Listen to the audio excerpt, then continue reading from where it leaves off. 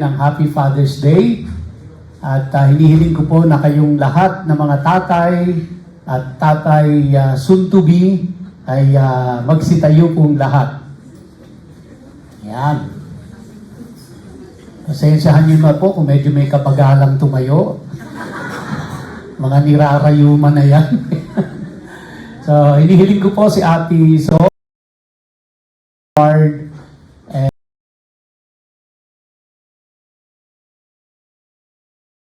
Nalangin tayong mga tatay. Saan na po si Ate?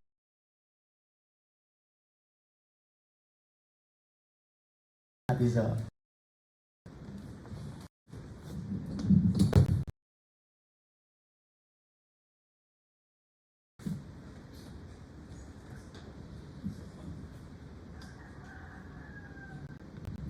Una po, Day. Happy Father's Day po sa lahat.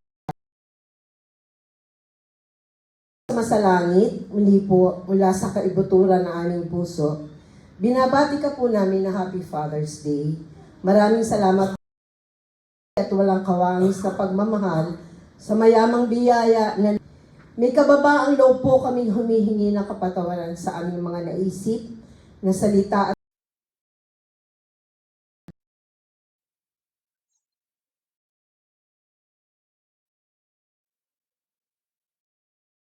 patawad po aming Ama sa langit sa aming mga kasalanan na nagawa ng sama ng loob sa aming mga tatay dito sa kalupaan. Patawad po sa panahon na hindi kami sumusunod sa kanilang mga pangaral na binaliwala sa katigasan ng ulo at walang pakundihan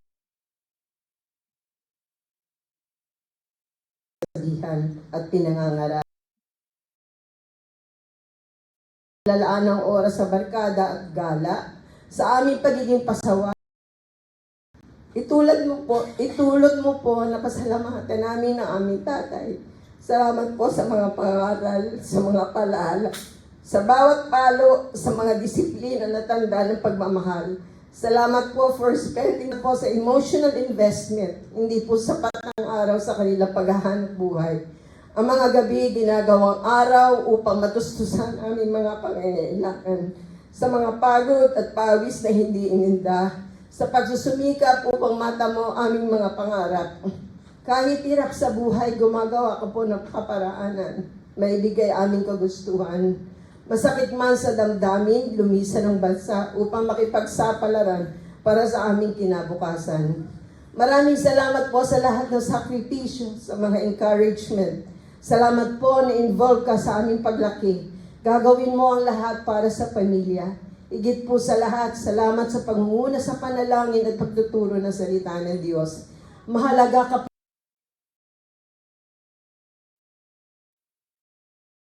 na ito at sa bawat araw na darating. Madama po nila aming pagmamahal at buhok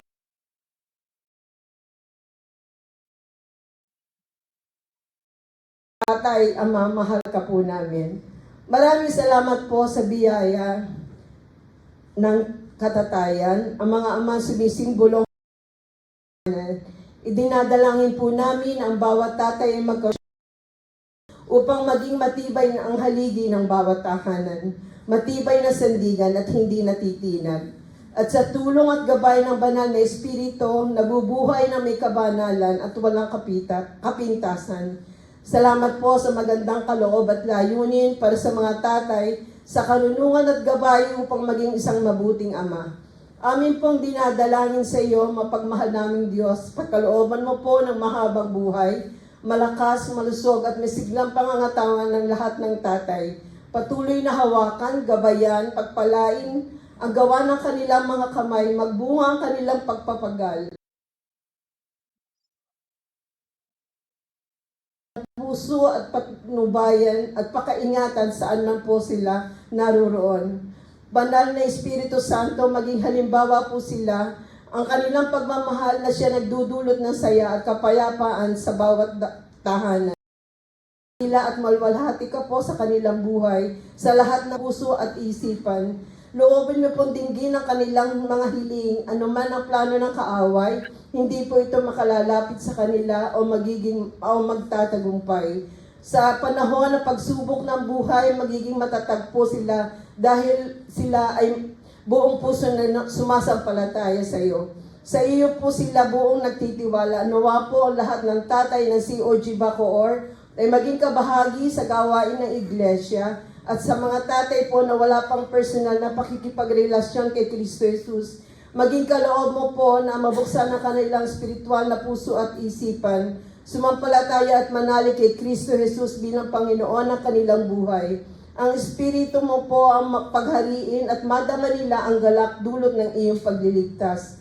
Sa mga tatay na humaharap sa hamon ng kalusugan, dalangin po namin ang lubos nilang kagalingan at kaginhawahan. Napaka-beauty mo, aming Diyos, mula noon, ngayon at magpakailanman. Maraming salamat po, Abba Father, sa biyaya ng aming mga tatay.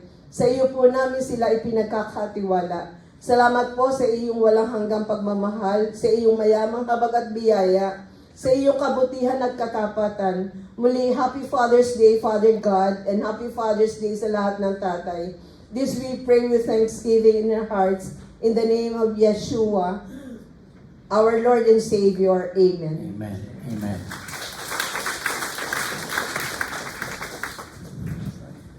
Maraming salamat, Ate Iso at mga tatay. Salamat sa inyong pag-upo. Okay, so noong June 11 and 12, ako po ay umattend, yung buong company namin ay umattend ng isang seminar. At ang nag-conduct po nito ay isang professional na psychologist na kilala po siya sa larangan ng psychology dito sa ating bansa. At doon sa 2 araw pong yon ay napakarami naming natutunan, no? Doon po sa seminar na iyon. At marami po akong naging realization doon kasama ng aking mga kaopisina. Dahil nais po namin maunawaan yung mga Generation Z. No? Yung po mga, kasi tayo karamihan, mga baby boomers, yung ipo po ay nasa Generation X, yung iba Generation Y, and of course, yung po yung Millennial, Centennial, and then yung Gen Z. Ito po yung mga pinanganak ng 1997 hanggang 2012. Sila po yung Gen Z. At marami po kaming natutunan patungkol sa paano sila i-handle. Kasi karamihan estudyante doon sa Lufthansa Technical Training ay nasa Gen Z. At kailangan maintindihan namin sila kung paano namin sila dapat i-approach. No? And ang isa po ay dahil sa sila yung generation na na-expose sa bilis ng technology. At dahil sila po yung na-expose sa technology at sa bilis ng technology, ay meron daw pong tendency na ang generation na ito ay hindi na makinig sa payo ng mga magulang. Kasi ang tingin daw po nila, hindi naman po lahat, no? Pero majority sa pag-aaral, ay nakita nila na dahil sila yung may mabilis na access at their fingertips sa mga impormasyon at nabuksan sila sa iba't ibang panig ng mundo at napakabilis ng communication, inaakala daw po ng maraming kabataan sa Gen Z na hindi na nila kailangan ng payo ng kanilang mga magulang. No? Kaya ito po yung isang aking natutunan. Mga kabataan na nasa Gen Z, bagamat nasa inyo ang lahat ng impormasyon at your fingertips, ay napakahalaga pa rin na inyong unawain ang payo ng inyong mga magulang. Maaring hindi lahat ng oras ay tama ang kanilang pangaral o ang tama ang kanilang payo, pero yung intention po ay laging mabuti. Kaya mga kabataan, kayo'y nangangailangan pa rin. Kahit na kayo'y mga professional na at may trabaho na, ay nangangailangan pa rin kayo ng payo ng inyong mga magulang. At ito po yung isang aking natutunan. Mga anak, pasayahin ninyo ang inyong tatay. Yun. Kasi Father's Day ang haba ng introduction ko, no? Pasayahin ninyo ang inyong mga tatay. Huwag kayong magdulot ng sa kanila ng sama ng loob at galit. Pasayahin nyo ang mga tatay. Kasi ang tatay na masaya ay magiging mabuting asawa. At kapag ka mabuti siyang asawa, magiging masaya ang nanay ninyo. Kaya Happy Mother's Day.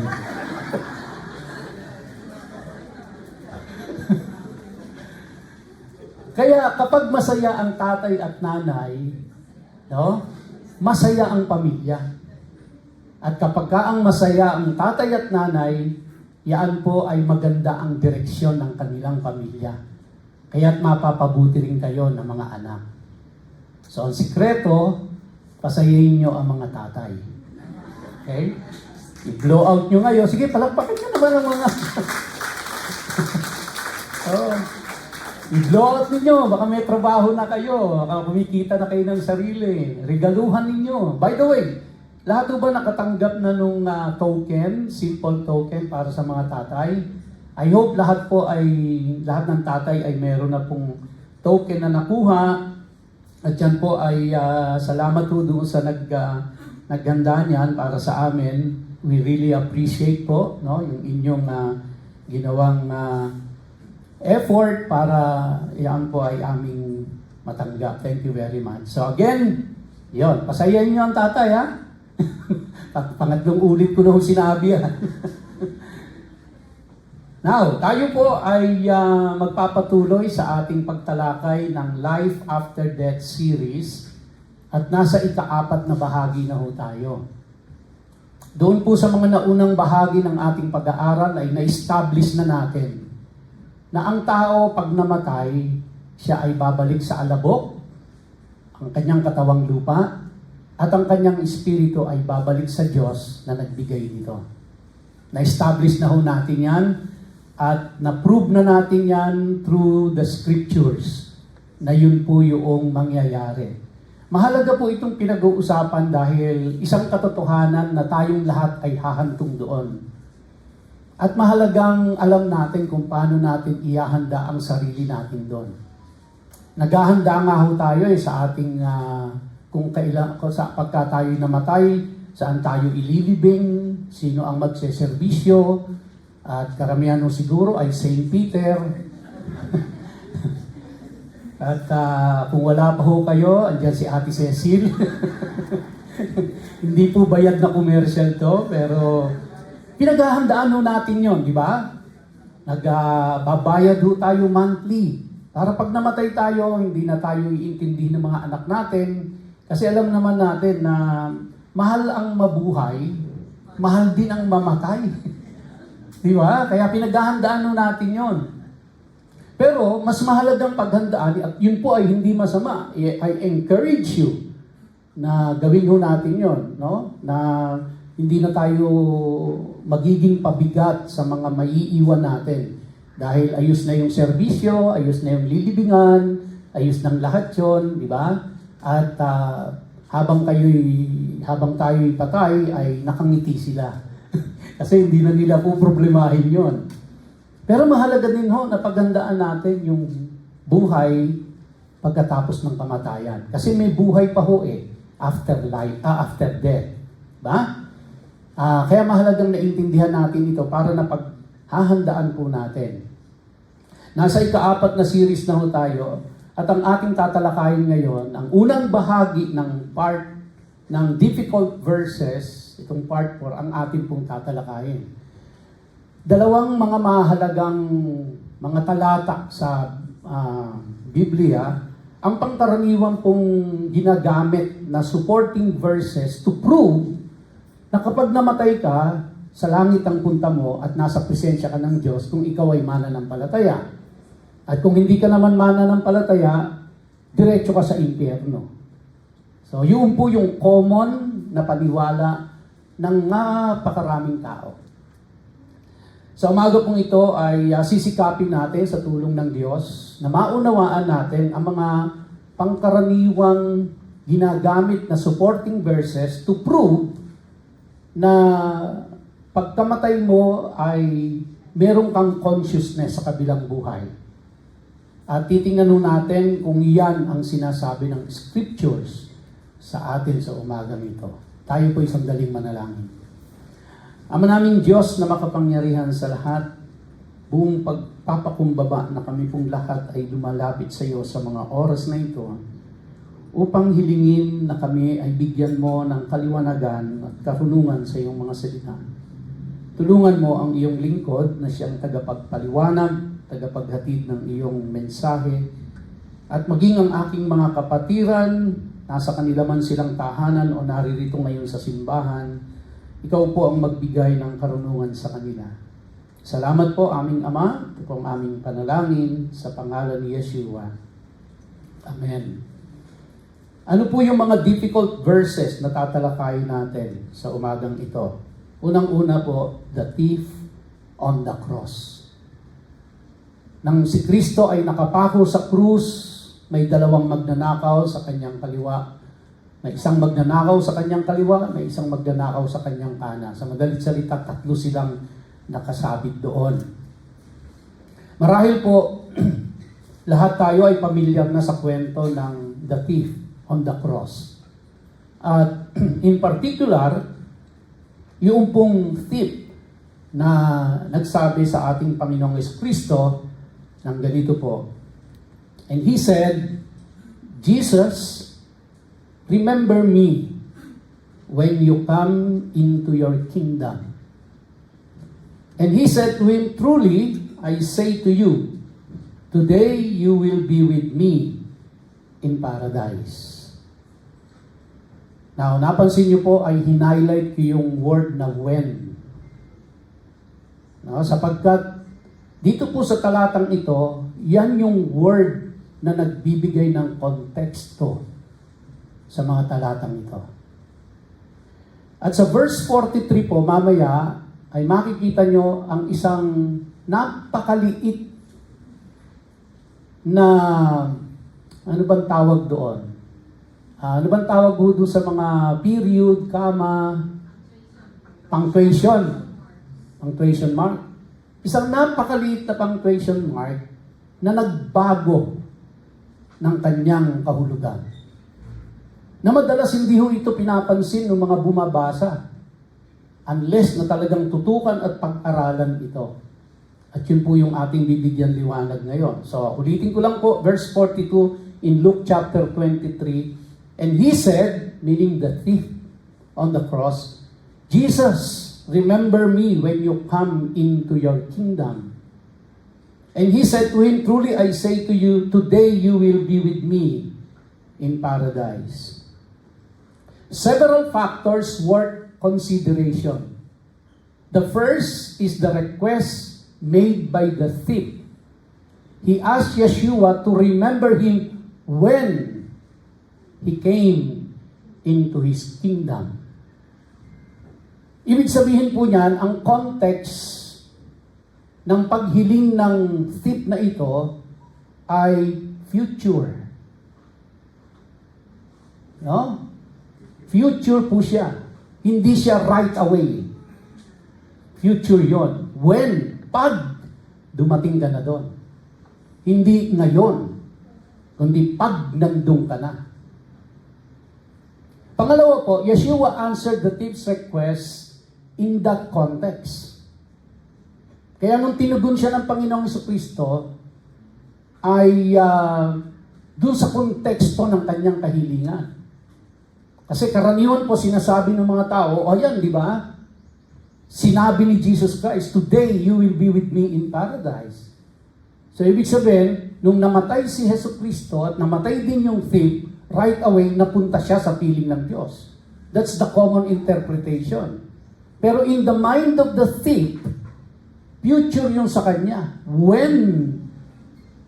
Di ba? When? Pag nandun ka na. At sinagot siya ng Panginoong Hesus Kristo in that context.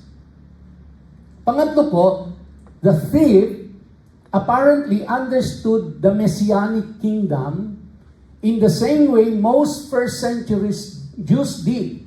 He knew that it would be a physical kingdom ruling on the earth. So kaya iintindihin natin, ano ang pagtanaw ng thief sa kingdom na sinasabi niya? Pansinin din natin na ang kanyang hiniling ay alalahanin siya pagdating sa kaharian, hindi pagdating sa heaven. Now, during the first century, ang kaisipan po ng mga Hudyo ay hindi po ang langit, kundi yung kingdom here on earth. Kaya yung pong magnanakaw na yan na nakapako dun sa krus kasama ni Kristo, ang isip niya ay hindi po kaharian sa langit, kundi kaharian dito sa lupa. Remember, ang mga Hudyo po, they don't believe na pag namatay sila, titira sila sa tirahan ng Diyos. That will never happen. Dahil sa kaisipan po nila, ang Diyos lang ang dapat nakatira doon at walang pwedeng tumirang tao doon. Kaya ang isip po nila, ang kingdom para sa kanila is the kingdom here on earth. So kaya ang sinasabi po ng magnanakaw, alalahanin mo ko sa paghahari mo dito sa lupa. Now, plus the fact, mga kapatid, basahin nyo man po ang entire Old Testament. Wala ho kayong makikitang concept ng heaven dyan. Walang concept ng langit ang Old Testament. Ang concept ng Old Testament is the kingdom here on earth. Okay? So, now, when will Yeshua or Jesus Christ come into His earthly kingdom? Kasi yun po yung nasa isip ng magnanakaw. Earthly kingdom, hindi heavenly kingdom. Kaya ang hinihiling niya, alalahanin mo ko pagdating mo sa iyong earthly kingdom. So, ang ating pong Panginoong Jesucristo ay maghahari dito sa kalupaan pag siya ay bumalik na. And He will rule and reign over all the nations on the earth. Yun po yung concept ng magnanakaw na humiling sa Panginoong Hesus, alalahanin siya. Sa madalit salita, ito pong magnanakaw na ito ay naniniwala na si Jesus Christ ay maghahari dito sa lupa. At kapag sa paghahari niyang yon ay nangyari na, sabi niya, alalahanin mo ko. Kaya yung pong konsepto na pagkamatay niya ay napunta siya sa langit, hindi po pwedeng mangyari yon. At makikita rin natin in the next scriptures na hindi po mangyayari yon.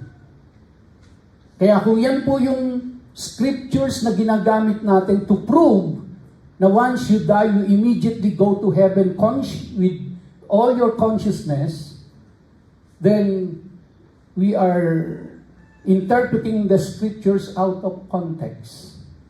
And it's not correct. Several factors worth consideration for Yeshua's statement to be literally true. The way it is presented by those that believe we become conscious spirits after death. The thief had to follow Yeshua to paradise the very day they died. Di ba? Kung yun po yung concept, pagkamatay ni Jesus at pagkamatay ng thief, dapat sabay silang pupunta sa kaharian, sa langit. Pero, since Yeshua has not yet established the kingdom of God in Jerusalem, He cannot have yet granted the thief his request in the timing of being the same day. Here's another one, John 20 verse 15. Jesus said to her, ito po yung inilibing ang Panginoong Jesucristo na buhay na magmuli. At meron pong babae, no, na hinahanap kung saan siya inilagay. Jesus said to her, "Woman, why are you weeping? Whom are you seeking?" Supposing him to be the gardener, na pagkamala ng babae niya siya yung sepulturero, She said to him, Sir, if you have carried him away, tell me where you have laid him, referring to Jesus, not knowing na ang kausap niya noong mga oras na yon ay si Jesus. And I will take him away. Jesus said to her, Mary. She turned and said to him in Aramaic, Rabboni, which means teacher. Jesus said to her, Do not cling to me, for I have not yet ascended to the Father. But go to my brothers and say to them, I am ascending to my Father and your Father, to my God and your God.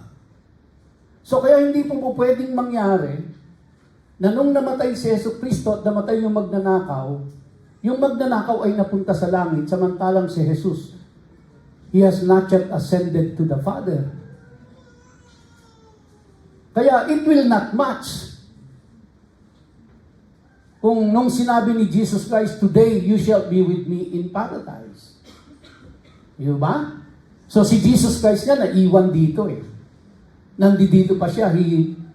Sabi niya dyan, do not cling to me, for I have not yet ascended to the Father. Okay? Another factors worth consideration, if Yeshua did not ascend to paradise until after his resurrection, there's no way the thief could have joined him there that same day they both died on the cross. Ang lagay na una pa yung thief na umakyat sa langit at si Jesus Christ na iwan dito.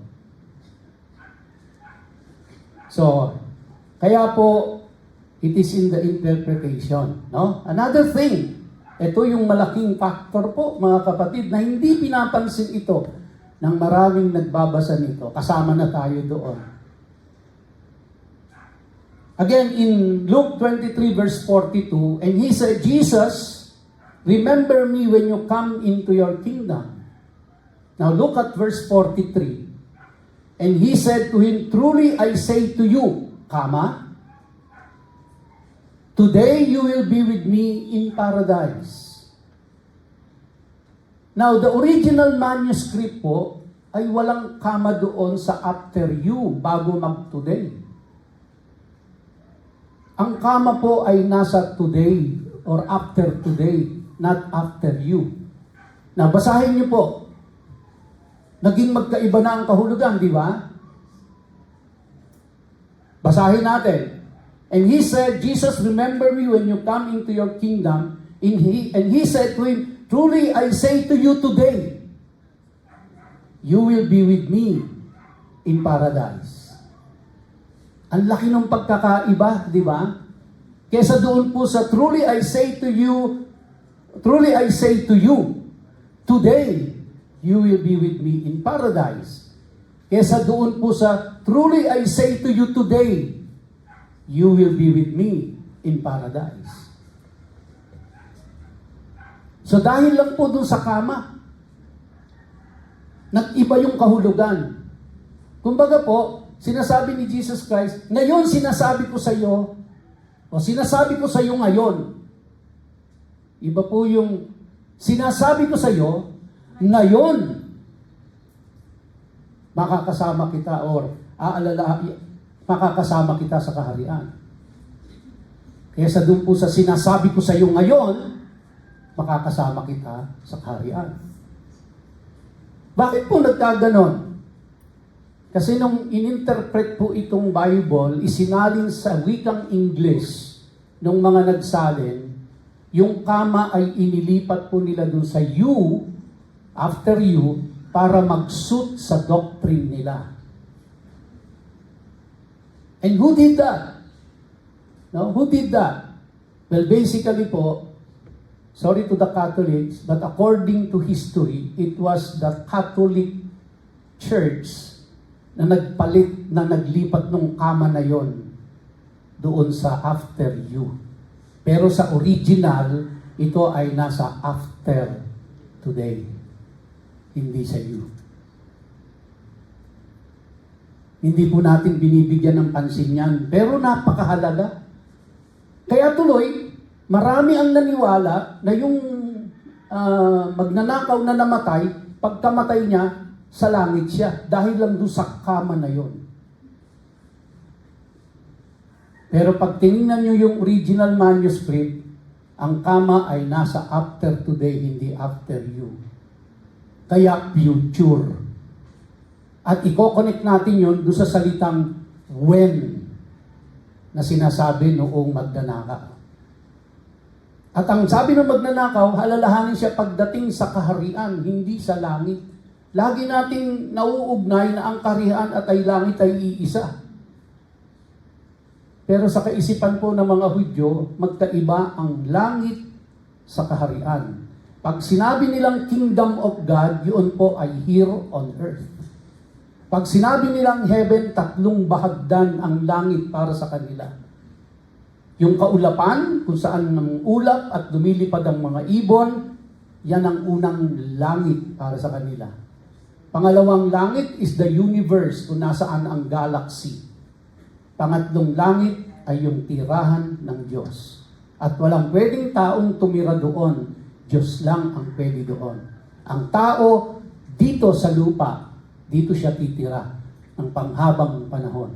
Yun ang kingdom of God. At ang tinutukoy ho nila doon is the millennial kingdom, yung 1,000 taon ng paghahari ng Panginoong Yesus dito sa lupa, kasama ang mga mananampalataya.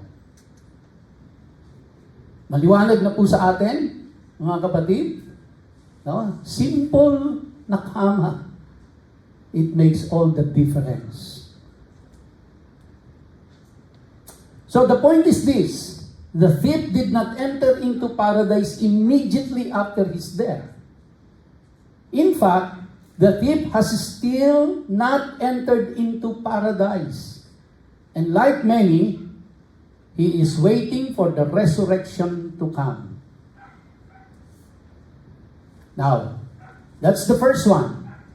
The second is si Lazarus and the rich man. Aaminin ko po sa inyo, na ako man ay naging biktima rin ng maling pag-intindi rito. At maraming beses kong ginamit ito pagka ako po ay naiimbitahang magsalita sa isang lamayan. At inaamin ko na mali ang aking pagkaunawa noon. Kaya wala naman pong masama, di ba? Habang tayo'y buhay, tuklasin natin ang katotohanan. Kung matuklasan natin tayo'y mali, then i-correct natin yung ating sarili. At wag na nating ipagpilitan na alam na nating mali dahil ayaw lang nating mapahiya. Pero sa aking pong pag-aaral ay nakita kong marami pala akong mali. Patawarin ako ng Diyos sa mga panahon na yon. Tingnan ho natin. Basahin natin yung account na ito sa Luke chapter 16 verses 19 to 31. There was a rich man who was clothed in purple and fine linen and who feasted sumptuously every day. And at his gate was laid a poor man named Lazarus, covered with sores, who desired to be fed with what fell from the rich man's table. Moreover, even the dogs came and licked his sores. The poor man died and was carried by the angels to Abraham's side or Abraham's bosom. The rich man also died and was buried. And in Hades, being in torment, he lifted up his eyes and saw Abraham far off and Lazarus at his side. And he called out, Father Abraham, have mercy on me, and send Lazarus to dip the end of his finger in water and cool my tongue, for I am in anguish in this flame.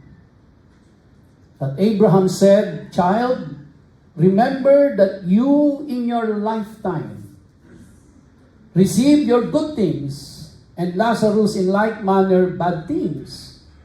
But now he is comforted here, and you are in anguish.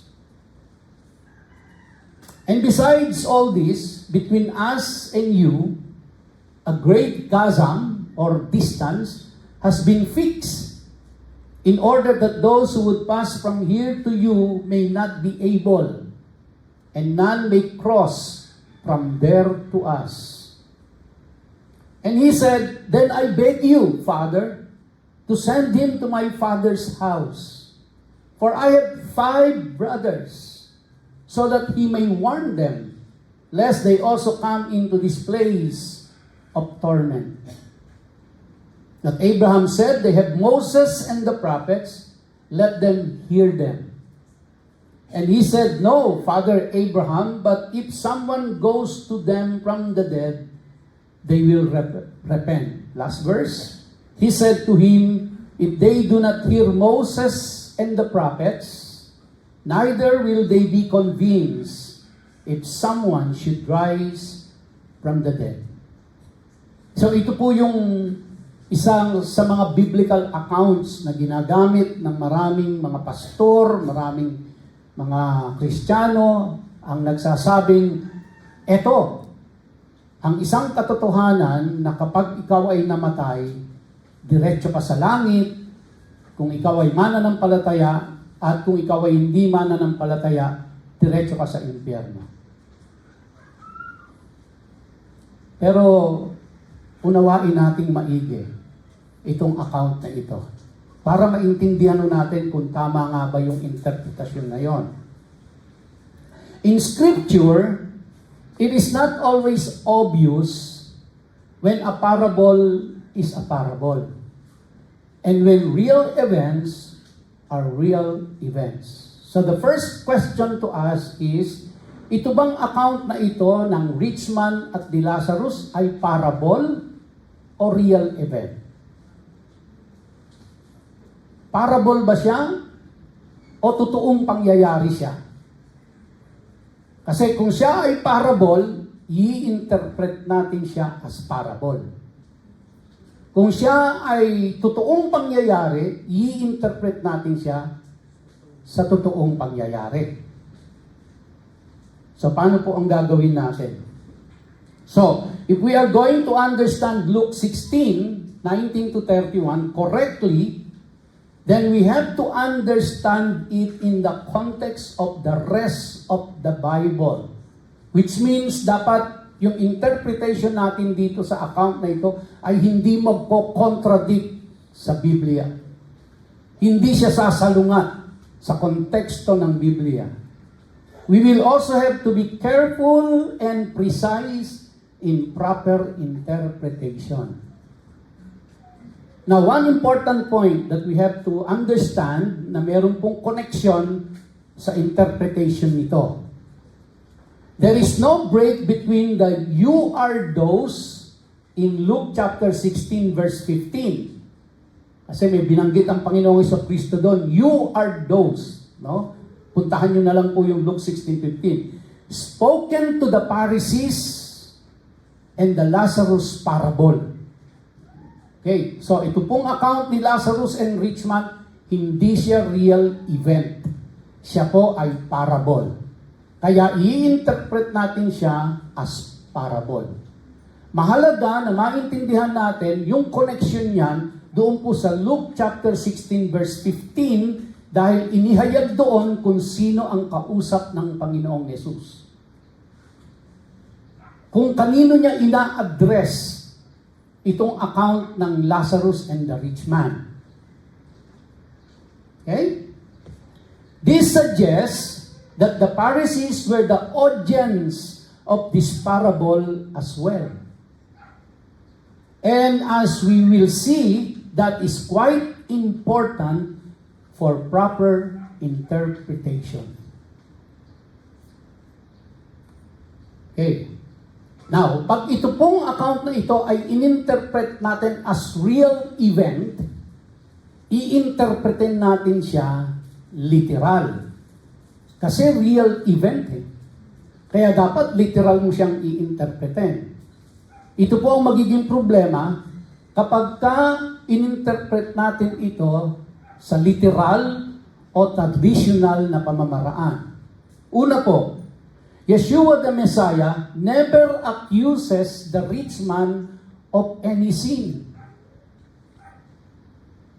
He is simply portrayed as a wealthy man who seemed to have lived a very comfortable life. May binanggit ba ang Panginoong Jesucristo doon na makasalanan tong rich man na ito? Wala. Ang binanggit lang po doon, he's living a comfortable life. Now, being rich is not unrighteous. And living comfortably is not unrighteous. So something else is going on. Agree po ba tayong lahat doon na ang pagiging mayaman at komportable sa buhay ay hindi kasalanan? Nag-agree ba tayong lahat doon? And Lazarus is never proclaimed to be a righteous man.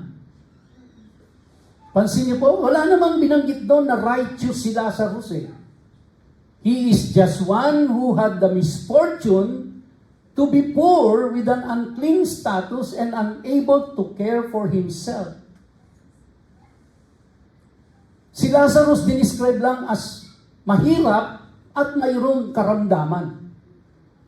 Pero wala pong binanggit doon na si Lazarus ay righteous at yung mayaman ay unrighteous. If this story is literal, then the logical implication is that all the rich are destined to burn in hell, while all the homeless and destitute will be saved. Kapag ganito, ayoko nang maging mayaman. Gusto ko mahirap na lang ako. Kapag ininterpret natin ito ng literal, ibig sabihin, kapag sinabi natin na ito ay tunay na pangyayari, real na event, hindi parable. Kaya yun po yung pagkakaiba eh. Nauna, ma-distinguish natin, parable ba to or real event? Pag na-distinguish natin parable, i-interpret natin siya as parable. Kung siya ay real event, i-interpret natin siya as real event. Pag siya ay real event, i-interpret natin siya as literal. Kasi real event yun. At kapag in-interpret natin siya as literal, ito po ang mga problema. Ano ba po? If hell, problem number 2, pag in-interpret natin siya ng literal at traditional, if hell is truly as it is pictured in this story, then the saved will be able to view the lost who are burning there. Can you imagine that? Kung ito po ay literal, yung mga saved, nakikita nila yung nasa impyerno, kung paano sila nasusunog nang hindi nauubos. Could anyone enjoy eternal existence if they were able to see lost friends, family, and acquaintances being incinerated in hell, yet never burning up? Katulad po ako, ang paniwala ko, ang tatay ko hindi na born again nung namatay. So ibig sabihin ba, pagdating ng panahon, makikita ko yung tatay ko doon, nasusunog at hindi nauubos, at masaya ako dahil nasa langit ako? Totoo bang nasa langit ako at nakikita ko yung nasa impyerno? At yung nasa impyerno, nakikita tayo na nasa langit? Problem number 3. Additionally, if hell, as it is traditionally taught, is an abyss of fire and brimstone, where sinners are tormented forever, does anyone really believe that one drop of water would relieve the pain and anguish of someone suffering in its flames? Bakit to? Ano bang kahilingan ng rich man? Idampilang ni Lazarus yung kanyang daliri. Maiibsan na ang kanyang matinding uhaw. Do you believe na kapag ang isang tao nasa impyerno at yung isa ay nasa langit, ay kaya niyang abutin ng kanyang daliri at meron siyang tubig sa kanyang daliri at ipapahid sa kanyang labi, ay maiibsan na ang kanyang pagkauhaw. Kaya hindi mo pwedeng i-interpret as literal. Right away, makikita natin it's a parable. So kaya kung ito po ay parable, meron pong moral lesson na itinuturo ang Panginoong Hesus. Kanino po? Sino yung audience niya? Yung mga Pharisees. In particular, sino sa mga Pharisees? So, if it is a true story, then all of the things Yeshua said must be factual. If all the points of the story are not literal, then we must view this tale as an analogy Yeshua used to teach larger spiritual truth. Yan o yung isa sa natutunan natin in the interpretation of the parable. Meron itong spiritual truth na nakakabit.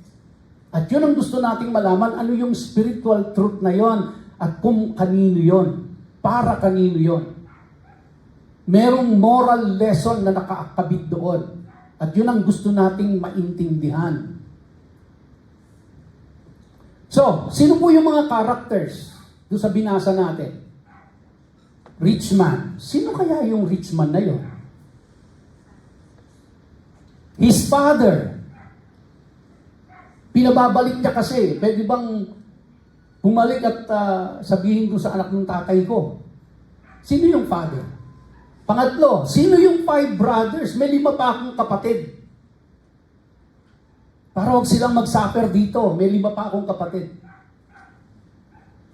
Si Lazarus. Sinong Lazarus ito? And lastly, sino si Abraham? So yan po yung mga characters doon sa parable, doon sa account. Kilalanin natin sila isa-isa. Dahil kapag nakilala natin sila, malalaman na natin kung ano ang interpretasyon nito. At kapag nalaman po natin, then mako-conclude natin na hindi pag namatay ka at ikaw ay mananampalataya, diretso sa langit parang si Lazarus.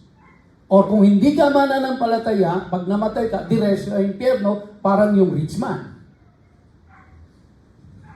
Unang-una po, madaling intindihin si Abraham.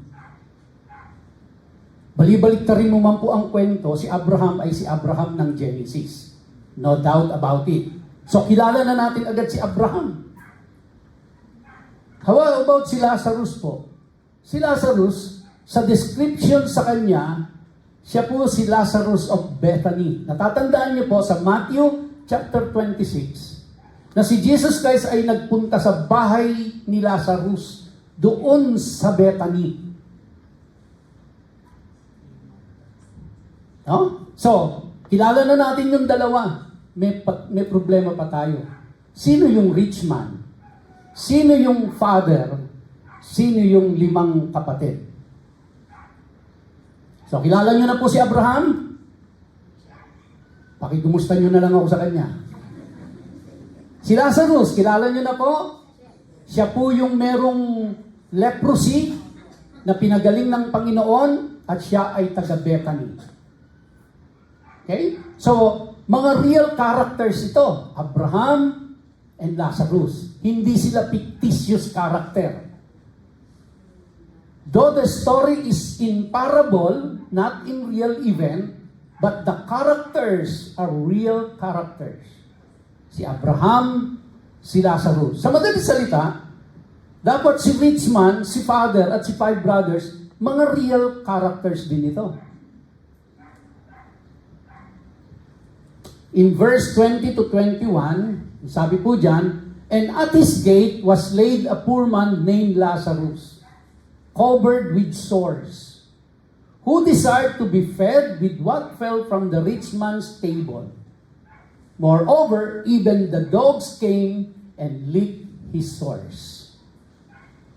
Bakit po? Bakit nandoon siya sa, doon sa labas, doon sa at his gate? Kasi yung bayan nila noon, napapahigil ka ng parang subdivision na may perimeter fence. Pag ikaw ay left ikaw ay leper, meron kang leprosy, you are considered unclean, dapat doon ka sa labas ng gate. Kaya nandun si Lazarus, kasama niya yung mga aso na dinidila-dilaan yung kanyang suga. Bakit nila ginagawa yon? Kasi sabi po sa Leviticus 13:46, utos ito sa kanila, he shall remain unclean as long as he has the disease. He is unclean. He shall live alone. His dwelling shall be outside the camp. Kaya the Lazarus in Matthew 26 and the Lazarus dito po sa ating tinatalakay na yon is the same Lazarus. Confirm. Una, both are Jews. Pangalawa, both called Lazarus. Pangatlo, both are poor. Pang-apat, both are unclean lepers and both died. And lastly, both would not convince people by their resurrection. Okay? So, confirm na natin si Lazarus. Sino naman si rich man? Medyo mag-overtime mo ako. Okay lang mo ba? O gusto niyang itigil na natin dito? Kilala na naman natin si Lazarus eh. Mabibitan ano? Sino si rich man? Okay.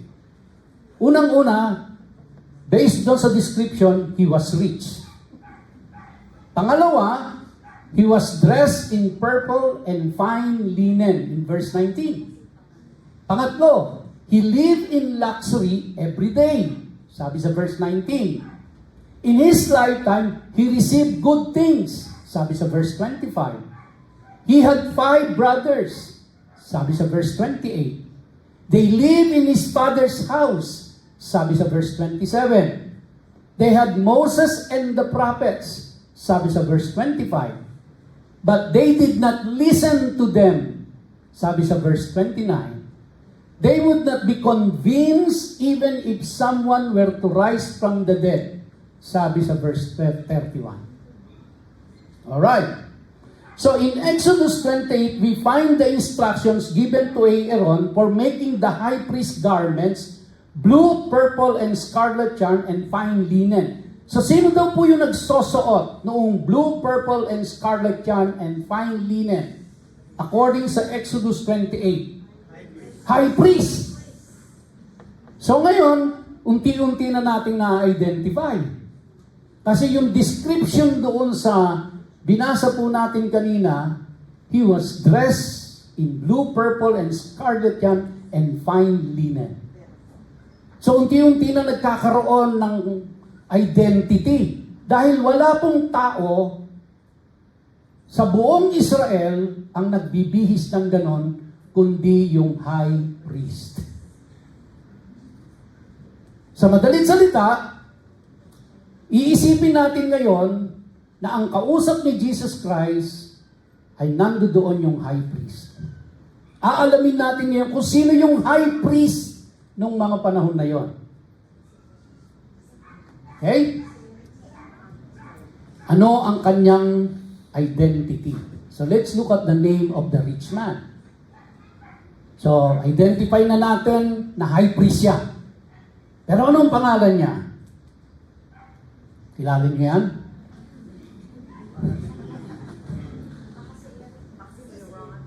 Tingnan natin kung sino. Siya po si Caiaphas. Dahil nung panahon ng Panginoong Jesucristo, ang high priest na nakaupo noon ay si Caiaphas. So ngayon may pangalan na. Bakit? Si Caiaphas po, he was rich. Pangalawa, he was dressed in purple and fine linen. Pangatlo, he lived in luxury every day.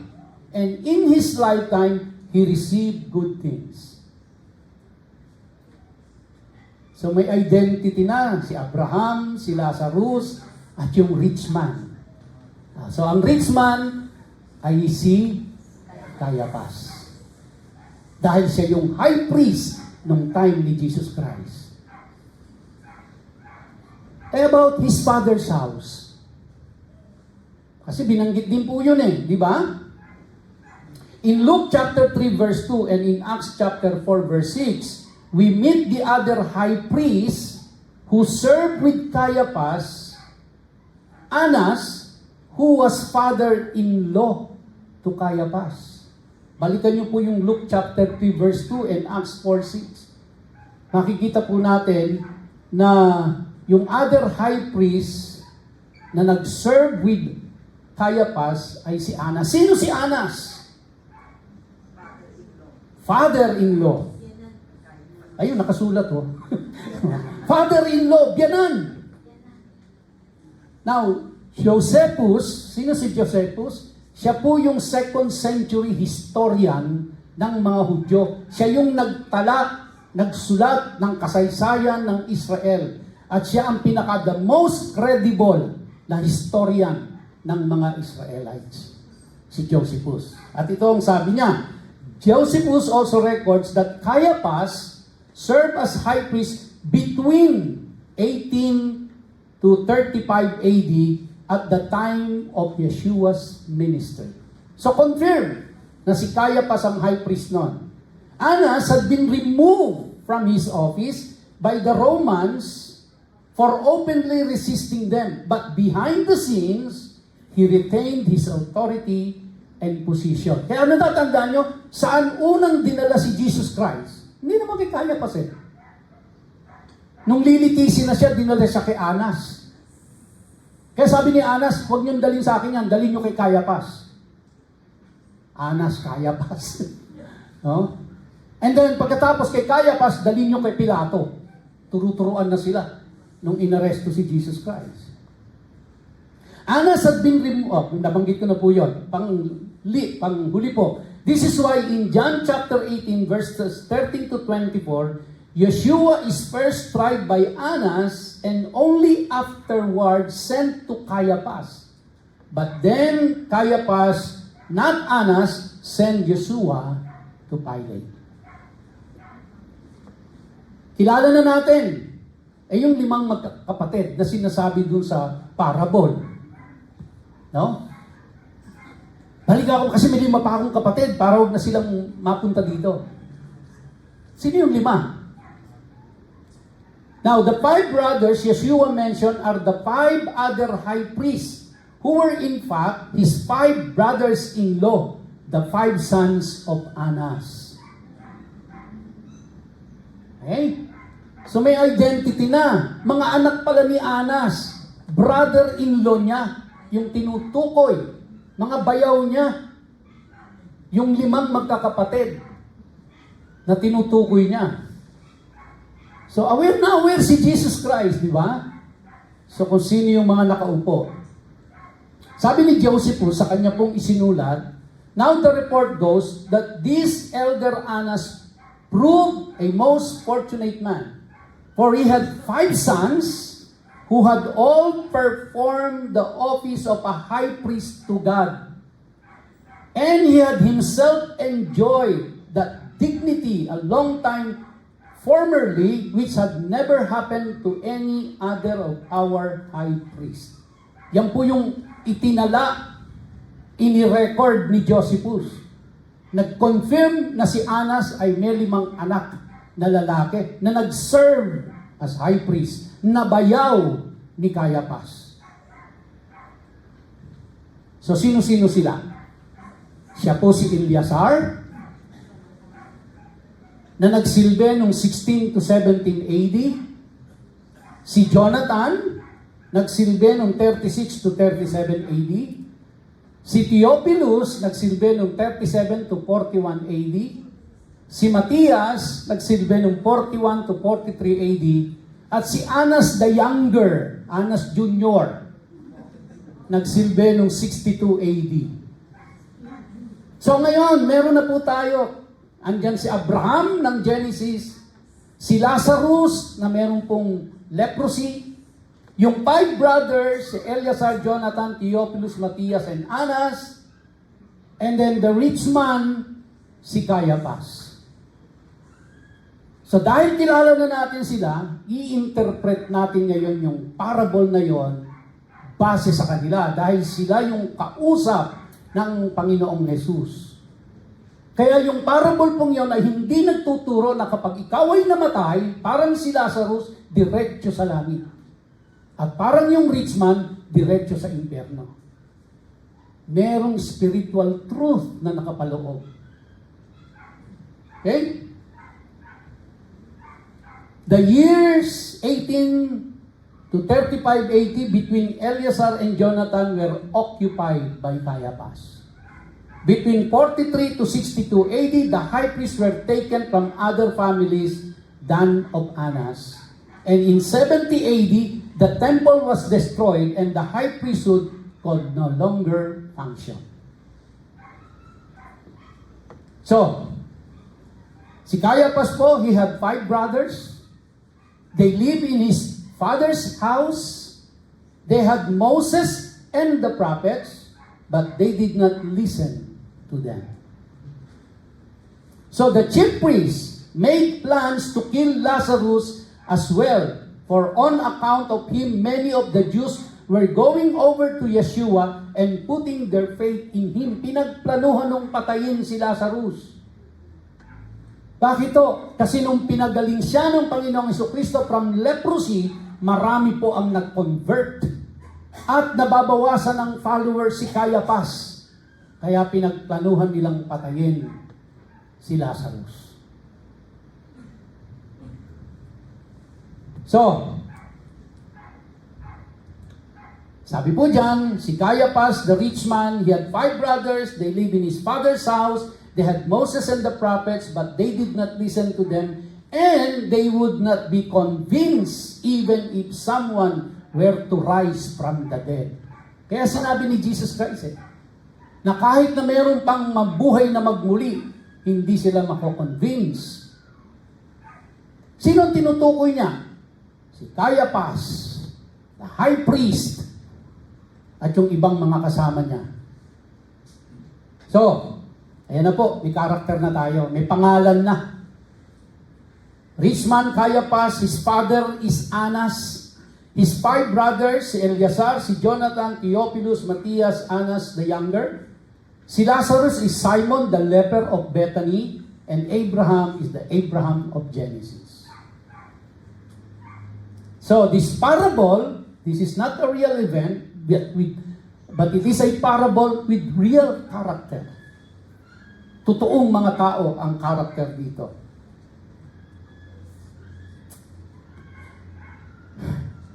At the rich man's gate, sabihin na, balikan natin yung verse 20 to 21. And at his gate was laid a poor man named Lazarus, covered with sores, who desired to be fed with what fell from the rich man's table. Moreover, even the dogs came and licked his sores. Now, ano po itong bosom of Abraham? Kasi binanggit mo sa verse 22. The poor man died and was carried by the angels to Abraham's side. The rich man also died and was buried. Yung pong word na bosom is cheyak in Greek, which means your lap, but it is also used to express the idea of covering or embracing. In the Aramaic, it is the word yuba, which also means the lap. So kaya po, when binanggit po doon na kineri sa Abraham's side, hindi po sinasabing dinala sa langit pagkamatay ni Lazarus. Now, again, ina-address ni Jesus Christ dito yung chief priest at yung kanyang mga kasama. Alam ni Jesus Christ may planong patayin si Lazarus. Kaya sa kanila naka-address ito. Kaya buhat ko ngayon, hindi ko na gagamitin ito sa funeral service. Dahil hindi siya akma. Dahil hindi ito para dun sa mga namatayan. Ito ay para kay Caiaphas. At hindi ho ito nagtuturo na kapag namatay ka, sa langit ang punta, na parang si Lazarus at si Caiaphas, na pag namatay, o yung rich man pag namatay sa impyerno ang punta. Ito ay nagtuturo ng spiritual truth kay Caiaphas at sa kanyang mga kasamahang priest. I don't have too much time to explain lahat po yun, kaya babalikan natin sa Sunday. kung bakit to. Bakit ba specifically in-address ni Jesus Christ itong si Caiaphas na ito during that time? Bakit specifically in-address niya yung mga priest, the chief priest, no? Yung mga senior na mga chief priest at yung mga nasa synagogue? Bakit niya in-address? Kaya galit na galit sa kanya itong mga ito. Tatalakayin natin yan sa next Sunday para may susubaybayan kayo. Okay? Tayo tayong lahat. I'm running out of time. And of course, bago po tayo magsara sa panalangin o bago tayo umawit at manalangin, nais po natin munang i-welcome si John Mendros, si Jubilin Olimares, at si